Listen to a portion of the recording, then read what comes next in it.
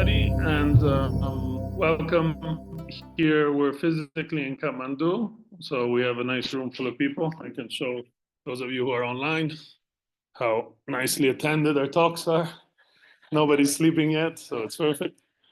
And it's a great pleasure to welcome Michael Smith, who's living in the Himalayas for 20 years, I think. And I think I met Michael 2009 by chance in a small village in India. We were neighbors in a hotel and speaking very good already at the time. And he's married with a woman from Dolpo, a very fascinating region from Northwest Mustang, which actually he'll be talking about tonight in his presentation.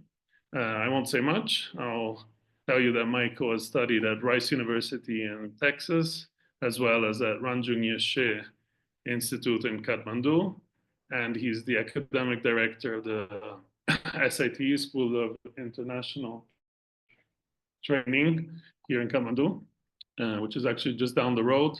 It's a beautiful building. I think next time we're here in Kathmandu, we'll go visit it. Just for convenience sake, we did it here tonight. Yeah, thanks, Jamyang. First, I'll just start by saying thanks to Shangshung Institute UK, of course, for inviting me to talk tonight. Jamyang has been bugging me for quite a while, actually, to give a talk about what I've been working on. And so I'm really pleased to have found the time. And just a couple other acknowledgements before I start. As Jamyang mentioned, I'm working at School for International Training right now in Kathmandu, Nepal, the Tibetan and Himalayan Studies program. And I was able to purchase some of the manuscripts that I used for this research using the program budget. So I should acknowledge their generosity. And also when I was at Rangjung Yeshe Institute in Kathmandu, just down the road over here, Kathmandu University Center for Buddhist Studies, I worked on Orgyan Tenzin, who we'll be talking about tonight. I worked on his biography.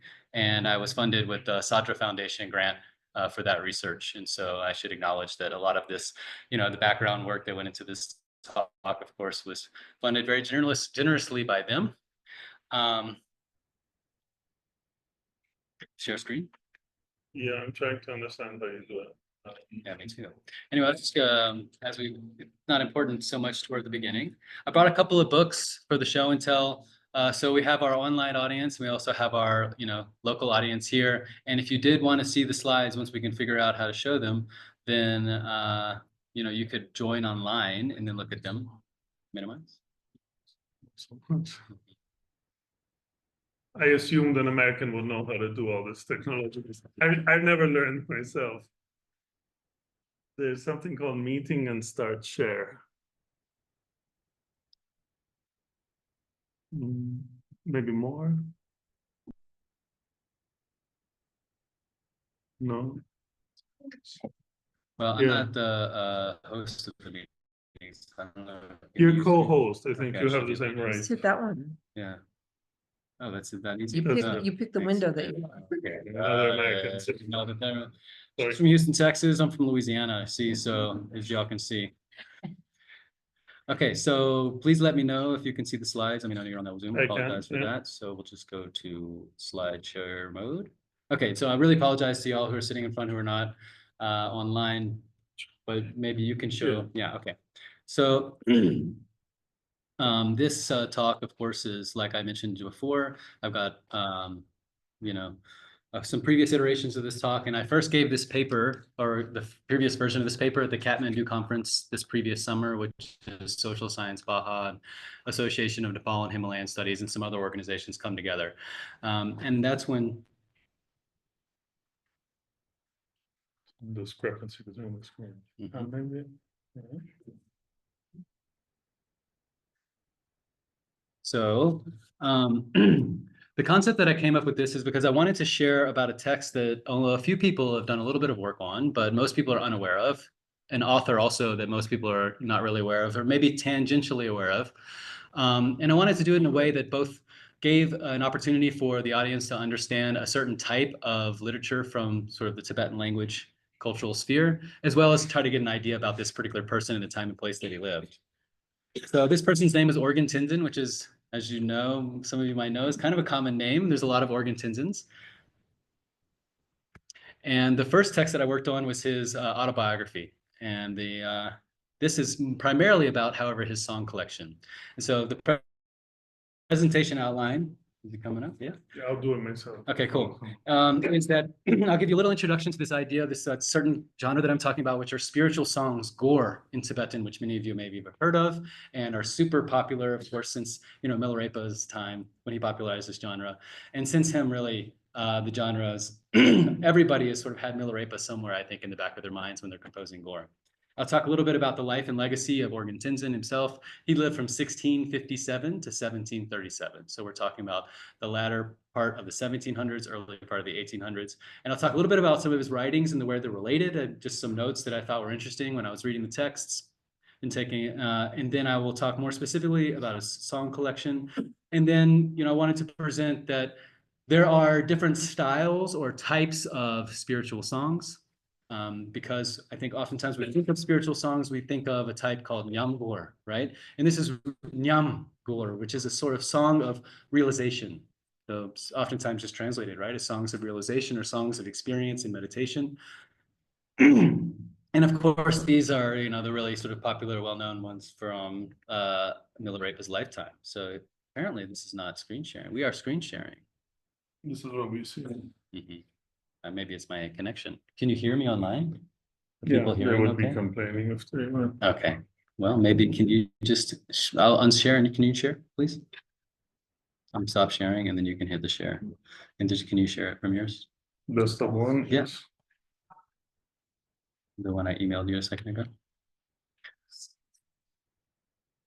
Well, I can see it now. That's you, right?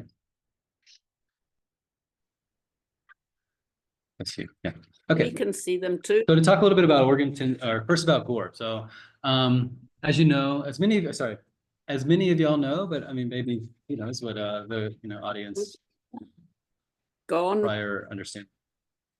I'm assuming that everybody already knows everything. I mean, that's of course inherited from the Dharmakaya and from Vajradhara. So this is just a reminder of what you may have forgotten. Yeah. So gur has their origins, of course, in the Sanskrit literature of spiritual realization called doha, right? Doha means actually couplets, right? And these are, of course, popularized by many different poets, yogis from India that went to Tibet, or Tibetans who translated texts from Indian Sanskrit literature into Tibetan literature. And Saraha is probably, one of the most well-known of those, right? And these, started becoming popular when sort of tantric literature had its advent in India from the 6th, 7th, 8th, 9th centuries, and were transmitted to Tibet as well.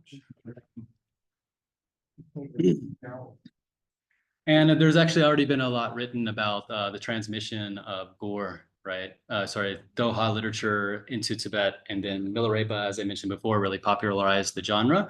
Well, I say that, of course, but if we look at work by people like Andy Klintman, or even about Milarepa's student, Ray Chungpa, right? We know that there are actually many different texts of their life stories and of their song collections that were circulating in Tibet for hundreds of years before Sangyun Haruka famously wrote, based on the text that he had available, or at least he says, based on the text he had available, and based on the oral literature tradition, he put together the life of Milarepa and the so-called 100,000 songs of Milarepa, which we all know and love very, very much, right? And that pairing, it seems to be in some ways have become kind of a classic pairing, to pair an biography or an autobiography, which may be shorter in length, with a song collection, right?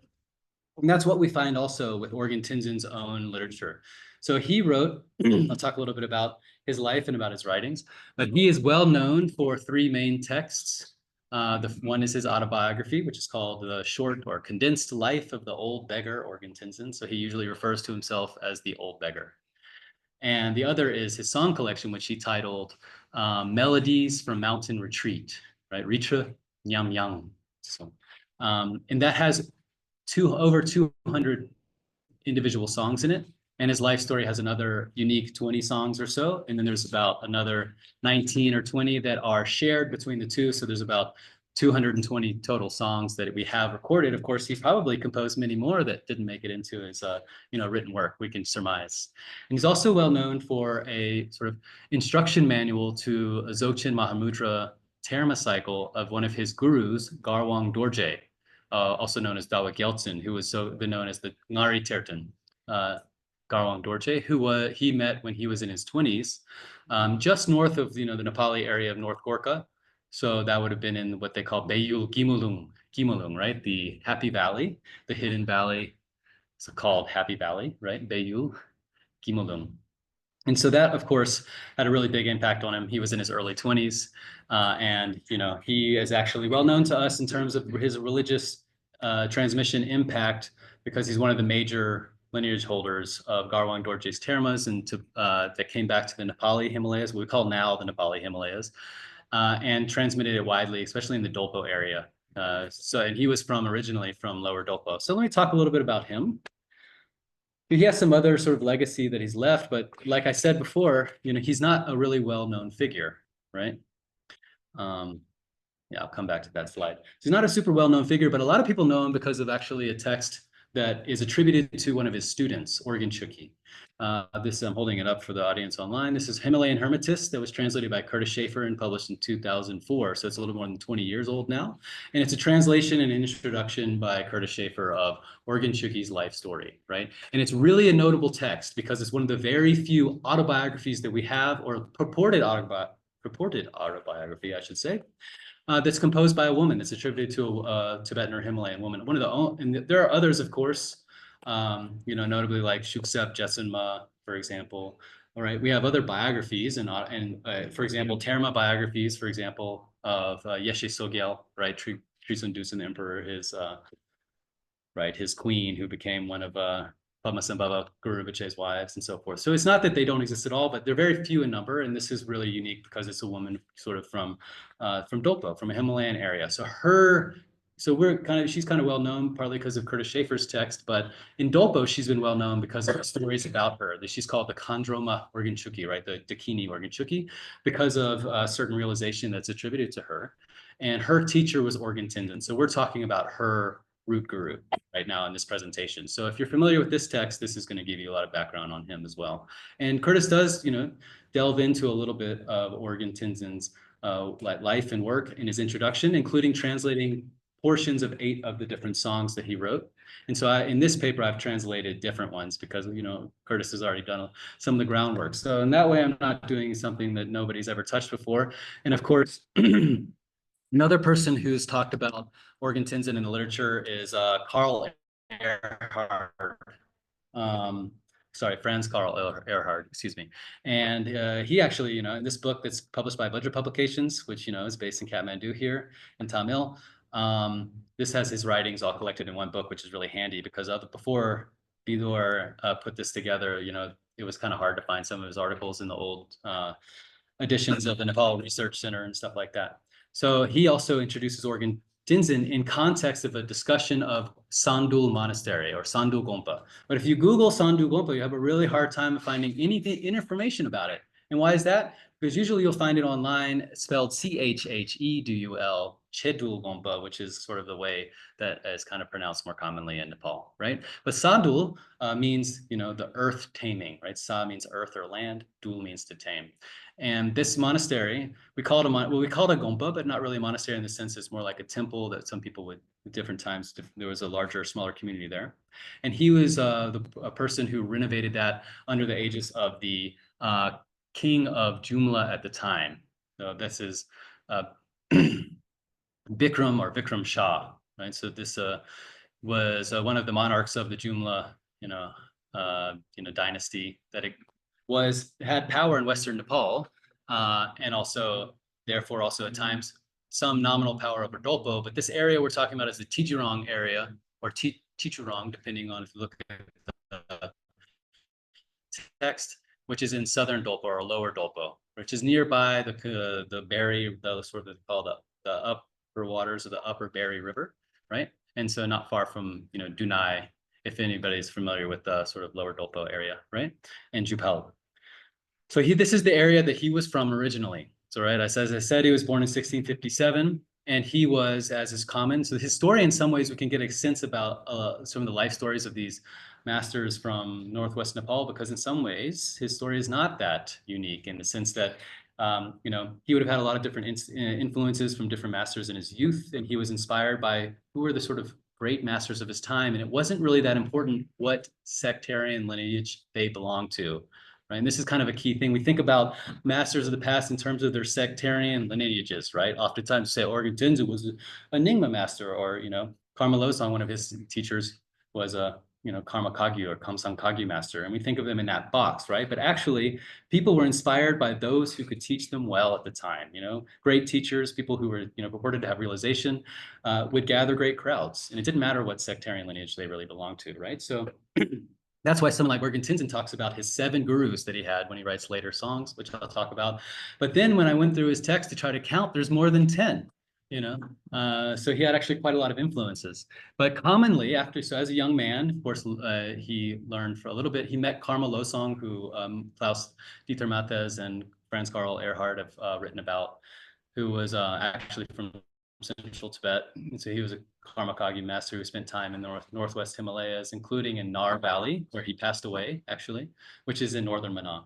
So Karma Losang, he met him as a small child, and then he received different kinds of teachings from different masters, such as Tuplin Wangbo when he was maybe a late teenager or in his teens, or 20s, who was a, you know, Drupa Kagyu master by, you know, title and by tradition, as well as Sakya lamas and Dolpo at the time. So back then, the Sakya, you know, had a lot of influence, more Sakya sect, especially in Dolpo and of course in Upper Mustang and Low at the time, right? And what was common with that for, you know, young men from Dolpo who were interested to become monks, even if their family or even if their other gurus were maybe in the Karma Kagyu or in the Nyingma lineage or something like that, they would seek ordination in the Sakya lineage, right? And this is really similar to, for example, the most famous Dolpopa of all, right? Sherab Gyaltsen, the so-called Buddha from Dolpo, right? Dolpo was the Dolpo Sangye, Sherab Gyaltsen, right? So he, as a young man, is belonged to a Nyingma family, and this is now I'm talking about 14th century. This is like 300 years earlier, sorry, but you know, he actually had to run away from home so he could take Sakya ordination, and then spent most of his life, of course, in Tibet. But at a monastery in Tsang called Tanak Thupten Monastery, there's a couple of Tanak monasteries, so not to confuse them, but this is the one that was founded by Gorampa, the famous Sakya like philosophical master, right? And they even had a monastic college that was just called Dolpo Tatsang, right? That just means the, you know, monastic or the hostel kind of. It would sort of function as a hostel for all the Dolpo monks, right?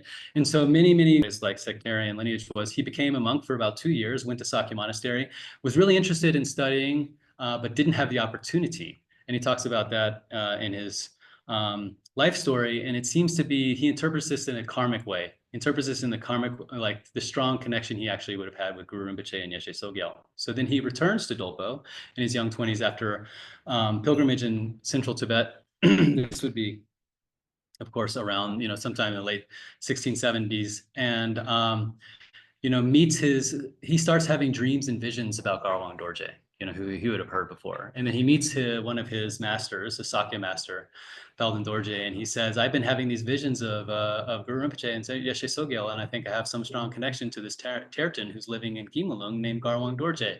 And the master says, okay, let's do a divination. They do some divination, and it shows that he does indeed have that strong connection.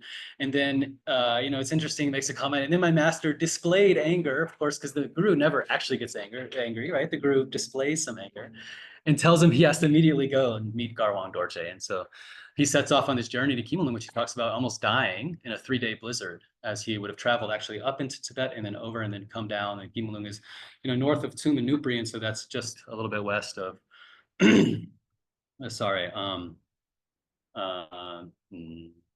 Kirong, yeah, in the south central Tibet area.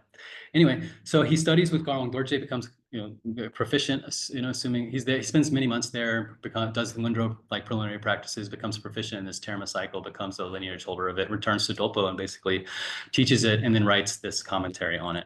And then he's asked later, this is in his 30s, by the king of the place of the time, basically, which is Bikram Shah, to renovate the Sandul temple, which is important to the the Jumla Shah kings lineages also, right? So we think about also Jumla kings, their name is Shah, we think, oh, these are Hindu guys, right? What are they doing supporting a Buddhist temple? But this is really sort of the common thing that we find, of course, not just in Nepal, but also in India in times when there were Hindu cultures with Buddhist monasteries, Buddhist temples, that they were, of course, supporting them because they believed in the power of the ritual power of the, the Buddhist lamas and monks and stuff like that, right? And it seems like he may have had a little bit of a master-student relationship with some of the Jumla kings, but definitely one of his teachers, Karma Losang, had a master-student, or at least a patron, sort of lama-patron relationship with some of the Jumla kings. Yeah. And he also made, pilgrimages to Kailash, which is, of course, no surprise considering, the location, and also that he had some Kagyu masters, and of course, made pilgrimage to Kathmandu, which is really quite interesting. His descriptions of Kathmandu in the 1690s are quite compelling, and I'll talk a little bit about that later. And he, as I already mentioned, the teacher of Orgyan Chukyi, and he was prolific. For example, he was invited to Drikung Monastery in Dolpo, so in lower Dolpo, there's a Drikung Monastery, in order to give the entire cycle of Drukpa Kagyu teachings that he had received from Thupten Wangbo, so that they had the whole empowerment cycle, right? So you can understand people are requesting who is the most qualified. It doesn't matter necessarily the lineage, but who's really qualified to give us the Wangs, the empowerments, yeah? And then, like I mentioned before, he wrote about 220 songs. And this is Sandal Gompa. This is a picture taken by Franz Karl Erhard in 92. Sorry, y'all can't see it. And I don't want to turn my computer around because it'll, sorry, y'all. This is a more recent photo that I found online in Michel Racine's website. That's later you can see this and get the, the citation for it. So, as I mentioned before, now we're talking specifically about Gaur, the song collection, or just the songs that he wrote, based in Doha or Vajragiri literature from India, from Sanskrit. Of course, Milarepa, I mentioned also as sort of the beginning. His influence, I think, can't be overstated, I think. And even Orgyan Tenzin and Orgyan Chukyi, they mentioned receiving the reading transmissions, the lung, for Milarepa's song collection for his life story, and obviously that they're reading it. And even, Francis Tissot wrote a book about Milarepa not that long ago. And even like the second page of it is a picture, really nice photo of a guy, I think from Tarap, maybe Do Tarap, who's got his dreadlocks and everything, sitting there reading Milarepa's life story. That's the sort of the photo. And so that's been a really strong tradition all over Tibet, of course, for a long time, definitely in Dolpo as well. So one thing, some comments that I wanted to make about genre here is, having read his biography, really his autobiography, and then his song collection, and it kind of occurred to me that we think about also not just lineages, and we think about religions, we also think about genres in terms of boxes that don't necessarily really apply all the time to them. And so I just would like to submit to the group that we can think of maybe a larger meta genre, which would include all kinds of biographical literature that's religious in nature, and it's connected by its religious nature. And how do we know what's a marker of something being like Dharma, right? At least for back in the day, or at least for, it seems like, for Orgyan Tenzin and his colleagues, that was whether or not there was a reading transmission for it. If you were interested in seeking a lung, it was a Dharma text. If it had a lung, it was a Dharma text. Some history text, though, you wouldn't, seek out a lung or a reading transmission for a history text, right? And there's a lot of similarities. For example, we have a text that's called a namtar, right? It means a complete liberation, right? It's a biography, and it's usually oftentimes written in prose, like Milarepa's life story, with many songs in it. But Orgyan Tenzin, he wrote his own biography all in verse, top to bottom. There's no prose in the whole text, 150 pages of just verse. So there's verse narrative and verse song and verse narrative, and sometimes it's kind of hard to tell exactly what the difference is. But he also has a song collection, which has, transitional prose between different songs, but it's also his biography too. So sometimes it's called his long biography, and his Namtar is his short biography. We get different titles, but that just indicates that there's a little bit of, or a big fluidity between these kind of categories of song collection and biography, right? And then whether a biography is an autobiography or a biography, some people who are much more intelligent than I am have been writing really nicely lately about this concept of authorship in Tibetan Buddhist literature. We think about someone like Orgyan Tenzin just sitting down and writing his book, right? In the way that, maybe someone would just sit down and kind of work on their novel as a solitary enterprise in front of their computer in their office in their house. But it doesn't seem like a lot of Tibetan texts stuff were really composed in that manner. You know, it seems like oftentimes they were, you know, of course, pulling from other literature without giving the kind of citations that we're used to giving. And they were oftentimes working in teams, or sometimes, especially, you know, great lamas would have a team of, you know, attendants who are also sort of co-writing a lot of this text with them, but then they're not really mentioned very much, you know? And then, so if somebody else, it's real, my song collection is so long, it's like really hard to copy it, you know? So many hundreds of pages. Also, up in Dolpo, we have like, you know, very limited ink and paper. He mentions this at the beginning. There's super limited ink and paper. And so maybe it's better that there's a shorter biography. So, okay, I decided I would agree and wrote the biography. And then you know, but during the text, it talks about this was spoken by the master, is like put in there, right? Or sometimes it slips between first and third person in funny ways. And this is just little like clues that we have that this might have been a team effort over time, right? Because it does appear that his biography, for example, it took them 10 years when he was about 70 to 80 to actually complete the text. And they used the song collection, which already existed.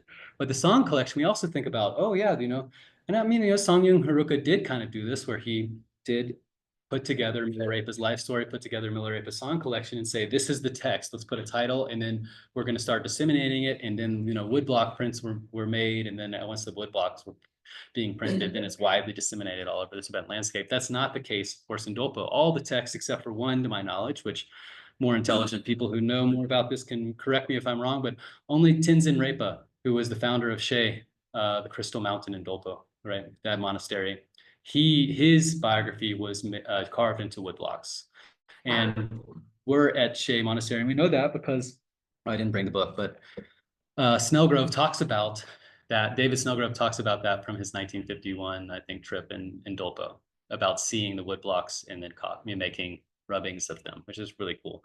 But otherwise, Orgyan Tenzin's text would have been just, you know, handwritten, right? So if somebody wants it, then you have to sit there and copy it, or maybe we're sitting across from each other and you're reading it out to me and I'm copying it down as I hear it. I'm gonna come back to that in a second. But the song collection is mentioned in the song collection halfway through. Somebody requests Orgyan Tenzin to give him the lung for his song collection.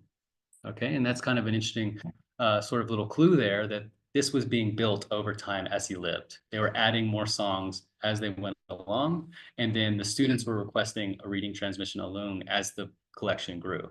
And maybe there's different collections that used to be out there, but we don't have that anymore, right?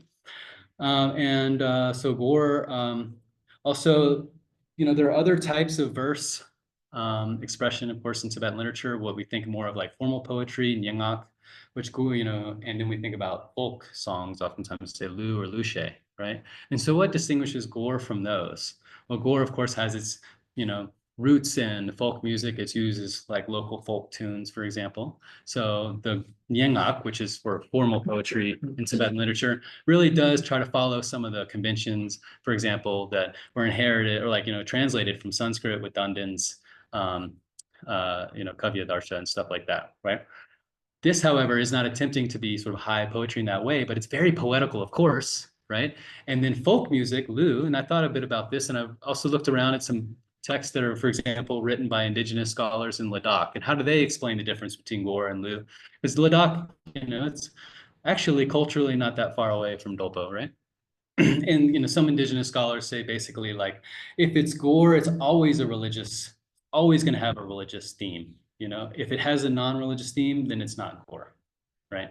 It's Lu. But there are, of course, Chulu, right? And that means Dharma folk songs, which do have religious themes. So where is the boundary of that? Maybe a little bit fuzzy, but these days, a lot of these are, you know, still remembered. For example, I mean, in Dolpo, it's very, very popular still to do the all-night borsche, like the circle dance, you know, and they'll of course have their own traditions that they've remembered, that their grandparents and great-grandparents and so on and so forth have sung, that we, you know, they're just call them lushe, right? It's just songs, but a lot of this Gore finds its way, I think, into that. And that's like future research I'd like to do, is recording some of those and trying to see, actually looking in the old text and see maybe we can find some of the attributed authors to some of these old texts, because people are not really reading this very much, right? You hear it as a song and you memorize the song and then you sing the song at the party, and then that's how everybody else learns the song, and it's just kind of, you know, grows and changes like that. So it's a living tradition still, which is really quite beautiful. Okay, so quickly, I'll talk a little bit about the writings. The other ones, I've talked already about. He has a biography and he has a song collection, and then also he wrote this meditation instruction manual, Dzogchen Ma Mudra meditation instruction manual on Garwang Dorje's Terma, from his Zupchik Chuying Rongsel, the self-luminous profound essence of the Dharma Dhatu, which is quite a name for a Terma text. But he also wrote at least 5 other ritual texts. So he wrote Jinsek, right? So this fire puja, or also wrote a Rosek text. So it's how to do a cremation based on this terma and so forth, right? So he has some protector offerings and some peaceful burnt, some sore offering text. So he also was creating, and this is another just aside, you know, this is kind of part of Garwang Dorje's sort of larger cycle of his terma, but actually Orgyan Tenzin would have been the one who wrote down the ritual and then would have transmitted it. Right? And that's actually really common for terma cycles. For example, you hear about the Choling Tersar, and they say the Choling Tersar has 40 volumes. You're like, wow, Choling, you know, the Terten Chokyer Lingpa really wrote a lot, you know. And then when you look into his the cycle itself, is a lot of it's composed by Jamyang Khyentse Wangpo, a lot of it's composed by Jamgon Kongtrul Rinpoche. These are these, you know, explanation texts, and then other lamas in the lineage who would have written commentaries, who have written ritual texts, and so forth, right? So that makes up the sort of cycle, right? So this is one of Garwang Dorje's cycles. So that's inside, and those for people who are looking online, just so you have a sense about what I'm looking at. Oftentimes, I'm showing a couple of texts, which, you know, the audience here, you can see the audience, just showing them. These are all really beautiful old handwritten texts. Some of them are in Ume, right? The headless script. Some are in Uchin, which is the headed script, right? And so this is, for example, the text, you know, to Pecha. So really good handwriting, actually. So I'm going to praise the handwriting of the great Dolpo master, the Dolpo monks and clerics and stuff from the past, but the spelling, however, is a different situation. And so for me to do this kind of translation work, especially as a kind of beginner like myself, you know, I really want to be confident about what I'm reading. And so if you pick one manuscript up, you'll see many different unconventional spellings. We can call this regional idiosyncrasy sometimes, right? And so we're really lucky. And I also have to say, Franz Karl Erhard and also Klaus-Dieter Mattes and others with the Nepal-German manuscript preservation project, which was really active in the 90s, and they traveled all over the Nepal Himalayas and took photos and made microfilm of many of these texts. And so those are downtown Kathmandu at the National Archives, which you can go and see them. But if you want, so looking is free, but, you know, to touch it, you gotta pay money, as they say. But we also, from BDRC, or Buddha, right, the online digital database of Buddhist texts, we get some versions of some of these texts. But from one single text, you cannot always know what the meaning is because of the spelling variations. And so in order to just put these together, I've looked at 4 different texts. So 4 different versions of the same text, which have different spellings. And then I've been preparing my own critical editions. And so, for example, these 2 books right here are 2 anthologies of Dolpo-related, this is all in Tibetan, of Dolpo-related biographies, right? But these are all based on one single ape, what they call, that means a mother text, a pecha, ama pecha, right? Which is also a beautiful way of putting it. But, you know, Khenpo Minla put years of work into this, but by using just one single version for each of these texts, then there's a lot of, you know, there's some difficulty reading and deciphering some of it based on that. If that makes sense. And Khenpo Minla helped me actually with this work. So I actually really, really cherish what he's done. But in terms of Tibetan editions, you know, there's still a lot of work left to do to make edited editions, right? Okay, so anyway, about that. And then for those who are looking online, I've put together this little graphic here. So this is my axis on the vertical axis, whether or not it has songs or not.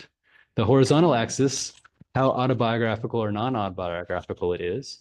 And then, you know, my theory is that you can pretty much put any one of these song collections, any Tibetan song collection, any or biography or autobiography kind of in this matrix, because it's kind of all sort of the same in some ways meta genre.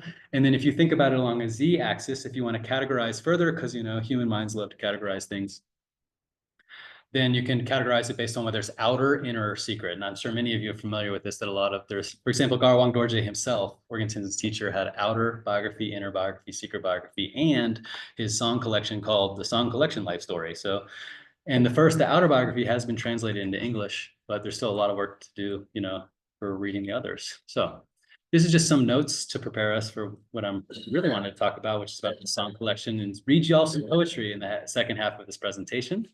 And so the question that I had was really, I just want to learn, read these texts and kind of know them, as best as I can. And so approaching it by genre, sort of trying to understand boundaries is one way, of course, and about what other texts they've written or about what their masters have written and stuff. And if you're interested in some of these questions, you can go on the Rangjian Geshe Institute website, ryi.org, and then the research tab on the top left, my thesis, along with dozens of other theses that are written by KU Buddhist Studies graduates, are there for free download online. So that's also a kind of cool resource. And I've just put here some of this, the idea of coming up with like types or styles, or even maybe voices might be a good word for this, comes from, efforts by indigenous scholars like Dundrup Gyal, who's quite well-known Tibetan scholar of Tibetan literature, and Thupten Jinpa, who also, I think many of you maybe know that as Dalai Lama's former translator, right?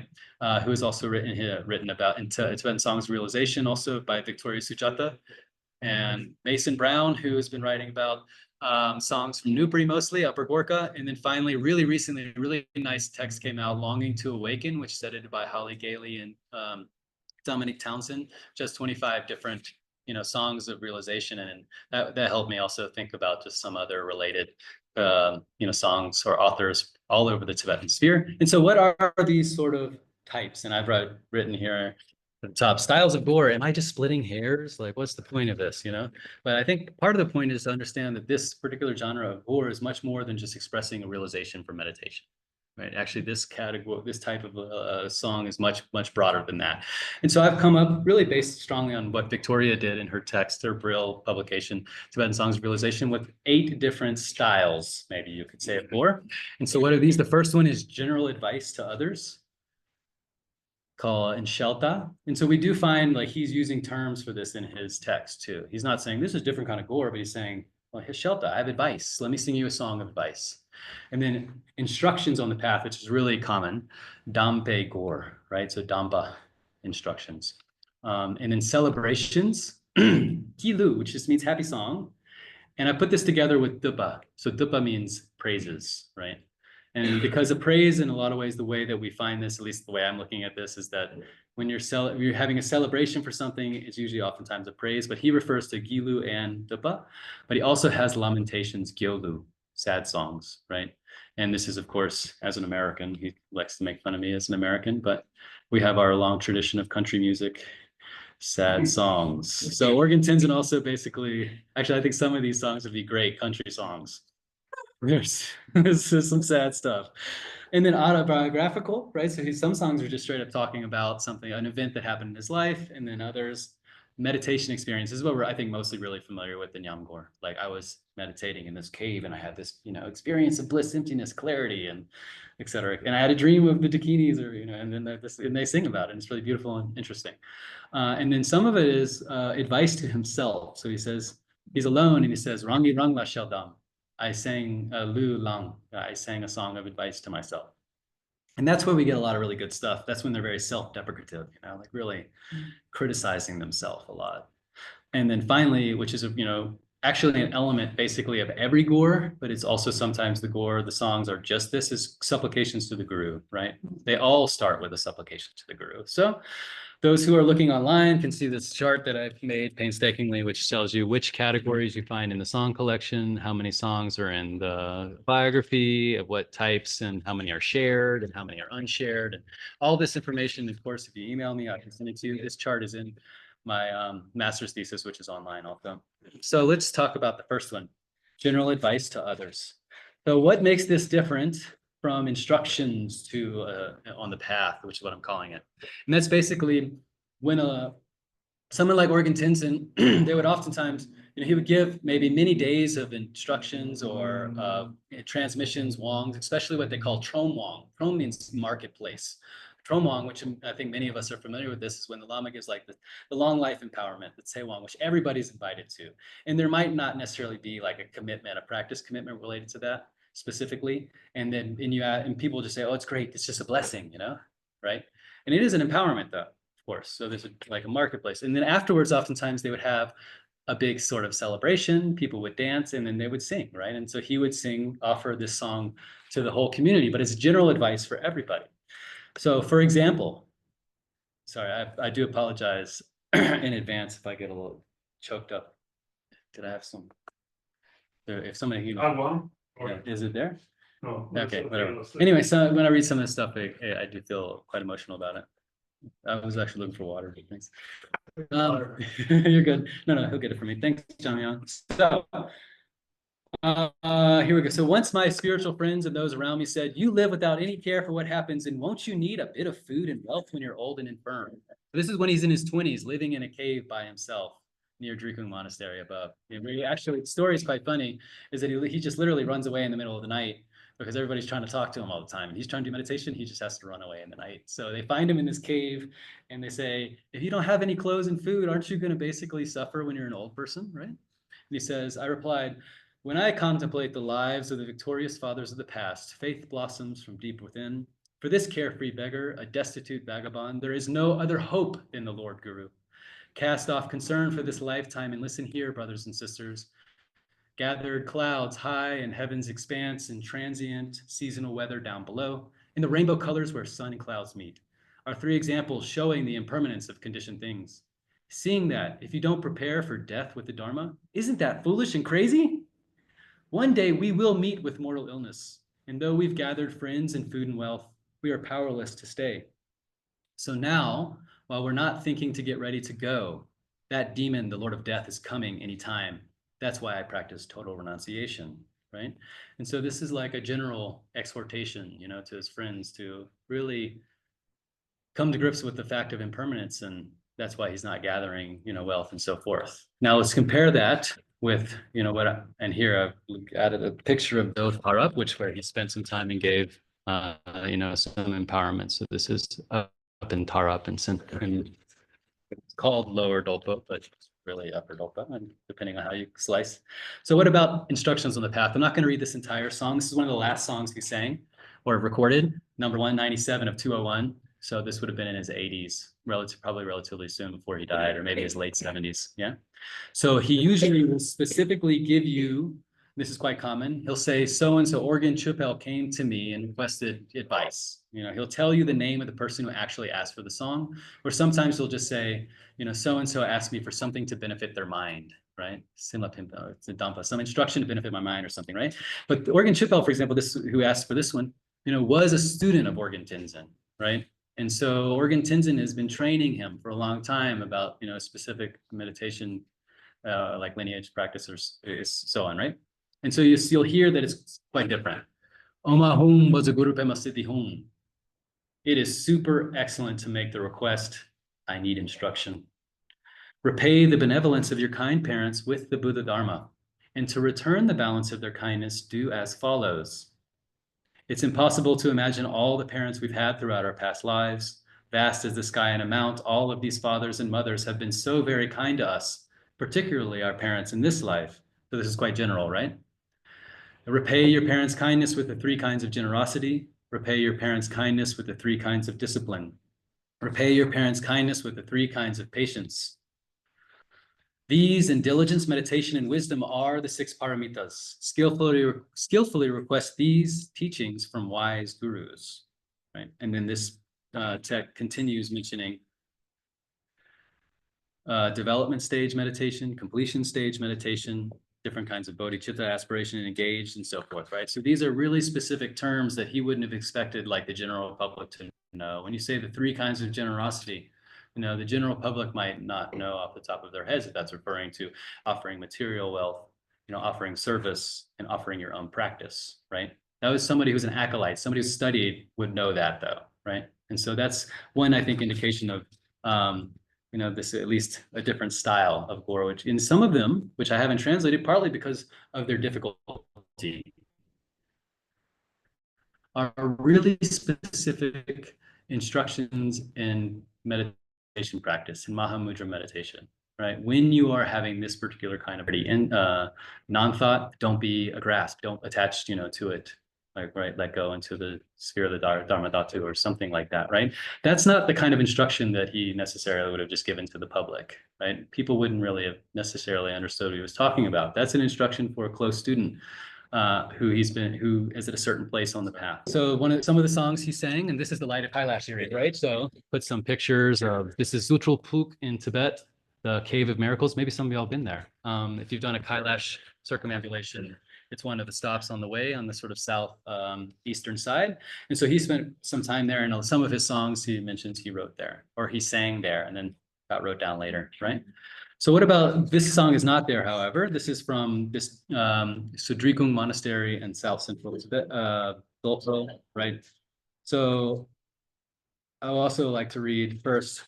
So actually, David Snellgrove mentions when he went there in the early 50s, he writes, "The general situation of Drikung is superb, for the village is seen against a background of pine-covered slopes and massive snow mountains to the south, which rise ever higher eastwards to form the great Dhalagiri Massif. The following day, we continued up the valley of the Berry. Little white roses bloomed along the track, and here and there were clusters of leafless Budli tibetica, known locally as the flower of 100 heads. Junipers were growing to an enormous height." This is how Snellgrove described the scene in the early 50s. And he also says that this was restored in 1950.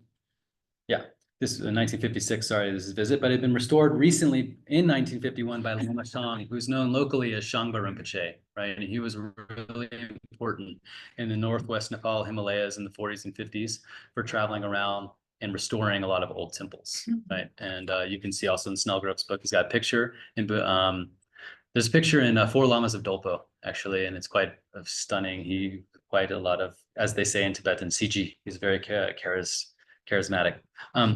So how does, however, Orgyan Tenzin describe this scene, 350 years earlier, or 250 years earlier, excuse me. So he was traveling, and he had been asked actually multiple times to go to Drikung. They'd even asked him later in his life to basically become the overseer of Drikung, but he said no, because he was already living at his hermitage Tadru at the time.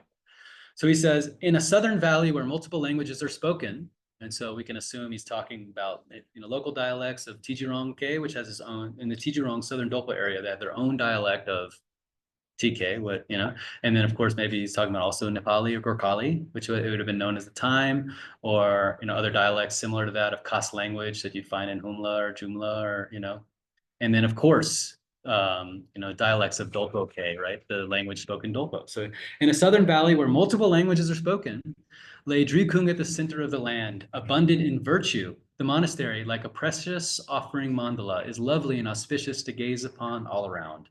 The supports of enlightened body, speech, and mind are most extraordinary. Various nourishing fruits ripen on the trees. On the earth are 8-spoked dharma wheels as 8-petaled flowers. And though the summers are cool, harvest ripens twice over. Winters are warm and the people wear cotton. They lack none of the many kinds of grains, and sustained by a variety of foods, profound and delicious, the ambrosial beer gives no upset, just like water. In this supreme island of liberation of the Jumla King, so he actually is calling out Bikram Shah here, blessings and spiritual accomplishments abound, protecting the lives of the people. If you fear for your life, come here now. Here are places to be generous with hoarded wealth. If you're a wealthy lama, come here now. It is a site where meditators dwell, accomplishing stability. Here is a charnel ground where disturbing emotions are provoked. If you're training in the conduct of single taste, come here now. So it's quite nice. And so this is quite common, of course. He's relating the place, and he's describing the mandala of the land, and then, different other holy places nearby, which of course included his own hermitage, would then therefore be included within that mandala. And that is sort of a process that has happened many, many times in many places. It's both in terms of the treasure tradition, and also, not in the treasure tradition, or describing the different sort of enlightened aspects of the land and connecting them to other enlightened places across the, Tibetan landscape. Okay, so how about a sad song? So that was a happy song. So a sad song, lamentation, gyolu, is kind of an uncommon word, but it does mean like sorrowful wailing, or So often, I'll read some of this. You doing okay with time? kind of got a little started a little late. So, Oma Hung Bajaguru Pema Siddhi Hung. I sang this song for those who died empty-handed without the Dharma, despite having attained a precious human body. Right? This is like a sort of traditional phrase of sadness. People without Dharma, they've attained a mere human body, yet engage in negative deeds. How pitiful. Lacking faith, fools with perverted views ruin their foundation for accomplishing the path of freedom. Grasping things as real, lazy ones who cling to permanence ruin their conditions, lacking motivation. Contradicting the tantras, those with perverted spirituality ruin their support for practicing the Buddha Dharma. And those of the lesser vehicle who disparage the secret mantra trudge the long path, ruining themselves as a vessel. Without decisiveness, those with doubts ruin their understanding by lacking the view.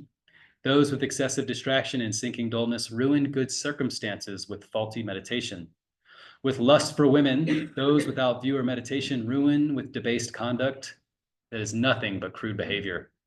And fools full of regret in the jaws of death ruin their practice by having no results. Those who hustle and bustle about in village monasteries ruin the places for accomplishing practice, and those who abandon gurus and dharma friends ruin their assistance for attaining enlightenment. I sang this sad song of these 10 ruins, that's what he calls it. Et Tise, that's Kailash, Zutrul cave, right? The cave of miracles. And so here we can start seeing actually some of his like poetic creativity, because he uses this word ngin, right? It's the song of 10 ngin, which I have translated here as ruin, but pardon my French, if you will. I mean, actually, the first time I translated this, I used the F word, and it really worked, you know? Basically, the 10 F-ups. This is the 10 ways you F it up, or 10 ways you can F it up. But I decided I probably should put that in the publication, right? Anyway, it somehow worked a lot better. So he's using this term in every single line in the same spot over and over again. This is a really common poetical device for, you know, for folk music and for gore, right? And you can also say, well, isn't that like a song of general advice, like first category? And I will say, yes, you're right, right? And so I'll talk a little bit at the end in the sense that, you know, these categories I think are a useful way to introduce and think about the literature. But if we start thinking about them as being real, you know, then we've, as Orgyan Tenzin said, you know, if we grasp things as real, we're the lazy ones who cling to permanence, and then we ruin our foundation. Sorry. We ruin our conditions. Yeah. So I'm presenting this to y'all as relative truth. Yeah. Ultimately, you know, all the songs have relations to each other, and the categories are created by intellect. And we should never forget that Shantideva said, right? You know, that which is in the realm of intellect is the relative. That which is ultimate is beyond the intellect, right? But anyway, it's fun and we're learning. And it's also hopefully kind of inspiring. I got really inspired by these songs. So what about an autobiographical song? I won't read this all, but here he's talking about a specific person or specific event that happened, right? And in this song, which is quite beautiful, the Seven Stallions. And this also shows some of his creativity. This is quite common. Like if you also read Shabkar's, you know, autobiography, which is really along with Milarepa's biography, but Shabkar's his own autobiography is just really one of the crown jewels, if you will, of this genre, you know. So the Seven Stallions, so something happens, right? So in this case, he's at Kailash, and he gives Wong gives empowerments, and then someone offers him a horse, a really nice horse, which at the time was basically like giving somebody like a Ferrari or something like that. You know, I mean, it's kind of the symbol of the most valuable thing you can have, right? And it would have symbolized that then too. And so he says the Seven Stallions, right? He says, everyone rejoiced in the consecration of the temples and statues. Sorry, this is, excuse me, this is at, I think, Sandal, not at Kailash. In particular, due to his immensely strong faith, the chieftain Singye Kyop offered me a horse. He said, Lama, mount the horse. I spoke these words in reply. Namo Guru, the father Vidyadhara Orgyan Tenzin bestowed upon me the stallion of the outer monastic vows of a renunciate, right? So this is his you know, the Lama Orgyan Tenzin, who some of you maybe are familiar with from Snellgrove and from Friends Call Earhart's writings about Tini village, which is in Mustang. It's just across the river from Jomsom, maybe about a 45 and 30-minute walk. And there's a monastery there, Gutsap Teranga, which has 5 treasures that are treasures of Dulu, the Tibetan Dulu, excuse me, Lingba, that he brought back from Eastern Tibet. And they're housed there still, and you can still go there and get the blessings of that place. So Orgyan Tenzin, who built Gutsap Teranga, in Tini village, was also one of the teachers of Orgyan Tenzin, right? So we see how these lineages are just kind of coming from all over and spread the sort of vast expanse of the Tibetan Himalayan landscape. So Orgyan Tenzin is the one who gave him his renunciate vows. And he says, the great accomplished father, sovereign of realized ones, bestowed upon me the stallion of pointing out appearances and awareness. And if you wouldn't know who he's talking about unless you also had his biography where he talks about getting this pointing out instructions from Gyalwang Singye, who was a student of Karma Losong and a contemporary, like a friend, you could say, Dharma friend of Garwang Dorje. And then he continues. I'm not going to read the whole thing, but I'll read just the first part. The great Nirmanakaya Vidyadhara bestowed upon me the supreme stallion of profound Dharma treasure. So he's referring to Garwang Dorje here, the Tibetan, right? The most kind father, Pelden Dorje, who was a Sakya master, bestowed upon me the supreme stallion of the sublime skillful means.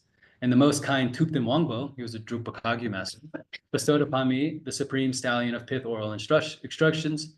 And the Vidyadhara Kunzang Longyang, who was Orgyan Tenzing's Dharma heir at Kusak Teranga, bestowed upon me the stallion of Dzogchen fruition. These genuine 7 gurus introduced me to outer appearances as mind. They taught me that the stallion of empty mind itself is the supreme inexhaustible wealth. And these 7 stallions are this beggar's great fathers. You all are the supreme wealth of the world. So this supreme stallion, the king of all wealth, now he's referring to the horse that's been given to him. I require little to practice the Buddha Dharma. Though I am poor in food and wealth and possessions, the Dakinis arrange harmonious conditions. So it is fine to be without an actual stallion, right? And then he continues talking. He continues using the metaphor as a stallion about actually understanding the nature of his mind. So then we can see kind of his creativity. So that's autobiography. He's telling his, the future readers, he's giving which is really helpful for some people like us who are like, who was his masters and how do we know about them? And then we can find also their biographies and find all sorts of information because he's given us a very convenient list, except he says there's 7, but there's only 6. And that's another sort of outstanding question. And so here's another picture of the cave in Kailash in the front. It's quite beautiful. Oh, thank you. And then, so meditation experiences. So this is, I think, what most of us have oftentimes thought of in terms of gor as nyamgor, like these songs of realization of one's own meditation experience.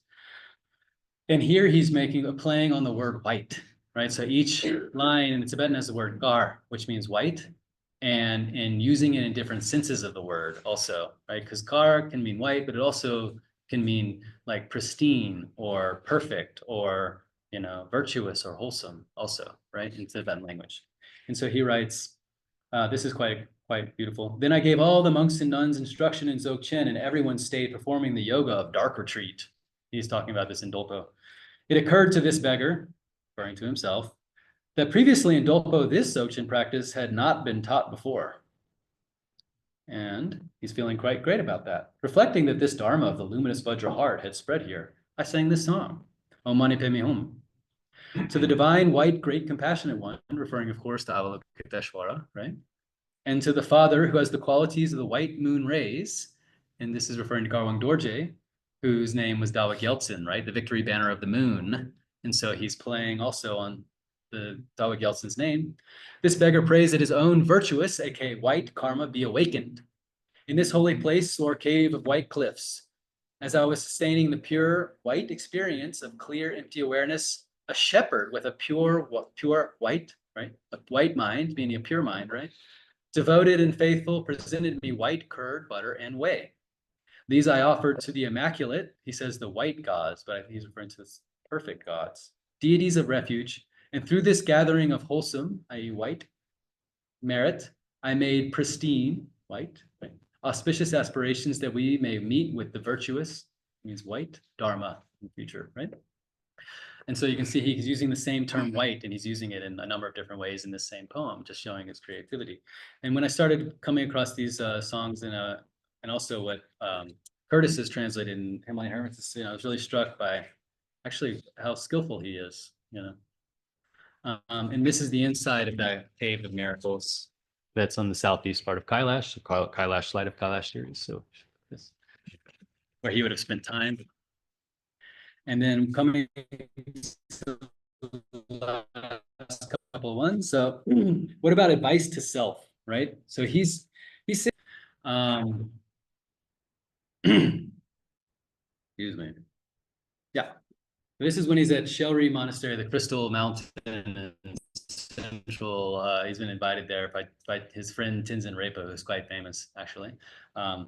And then so he says, once we're invited to a consecration of a support, meaning like, you know, support for practice, probably a statue at Shell Monastery, where they performed a blessing and an auspicious enthronement. Lama Tenzin Repa organized a big festival after the consecration. And this is kind of like in the morning do Dharma and in the afternoon have the big party kind of thing, which you maybe have seen in Tibet or Himalayan areas, right? There's plenty of Chang prepared in advance for this kind of thing. While an enormous amount of feast wine was being offered to the protector Namlek Gompo, many of the lamas from Nimapuk were invited to offer assistance. What do you think he's talking about? Offer assistance, right? So, at that time, I say, Oma home was the Guru Pema City home. Emma, this Gana Chakra feast offering is vast, yet careless. We've slipped into lazy, frivolous entertainment. Wherever I look, there is no essence. And now, as my life wanes, the winds carry my wishes to that empty valley, a forested solitude. I'm not a senile old fart. I raise high my old man tunes. Here as I age, expecting death, how am I carelessly drinking wine with friends? I long to train in transference, preparing for death, supreme place where water and woods meet. This old beggar isn't sticking around. I'm off to mountain solitude. I'm off to sustain the essential Dzogchen view in meditation. My followers, may you have a fortunate life free of illness. And then he leaves and he goes back to his hermitage. And so he's not saying this particularly to anybody, but obviously he wrote it down and he's hoping people read it in the future and kind of making fun of himself too, of course. In this place where he says the supreme place where water and woods meet, I think I got a picture here. No, I didn't get the picture in there. So he's referring to this area around Tijuana in South Dolpa, the sort of other, Dolpo, upper Dolpo is basically treeless, right? And so for someone like him, this is, quite significant where that's where the rivers and the forest are there. And that's how he refers to his home area in a lot of his songs. He talks about the place where the woods and the water meet, Okay, so number 8, Guru supplications. This is actually not, I think this is actually not sung by Orgyan Tenzin. So he is saying that the Drikung Lama and everybody from Dechen Pelri Retreat Center, which is nearby Sandul Monastery, which is a retreat center that he had renovated in his lifetime, they came to see me from the lowlands. And so when he's talking about the lowlands, it's interesting because it's relative, right? If you're in the high area, then the lowlands, but if you're in the hills, then the Tarai is the lowlands, of course, and so forth. So, he's talking about the lowlands as the Tijirong area, as this like lower Dolpa, right? So they came up from Drikung, and they persisted him with reasons why he should visit the lowlands for the sake of beings, but I did not go. And in the middle of all the nuns and monks there, the monk Aku Gompo offered me a song. So he's actually included somebody else's song, but it's referring to him here. He says, Namo Guru. I think actually this little part of the text was quite hard to decipher, so I'm pretty sure that what's going on. At first I thought he was singing the song, but it seemed like he wasn't. This heartfelt melody of missing my Father Guru, I offer with a faithful mind to those gathered here. Father Guru, sublime without equal, across the dark valleys of the lowlands, you were the great sunshine of ripening and freeing Dharma, and now you have departed for Tibet. But when they're talking about Tibet, they're actually talking about Tarap, right? So here they're saying Tibet, but they're referring to what we would call Dolpo, actually upper Dolpo, right? Because Tibet refers to the plateau. And I've had some conversations with some people from Dolpo about this. And even today, people refer to upper Dolpo as Tibet, right? But, as it's related to the lower lands, right? So not like the political place of Tibet, but the sort of Tibetan plateau, if you will. And thinking of you, I miss you. And missing you, I pray to you from my heart. When I find myself in the midst of many people, I miss my Father Guru. I cannot bear it.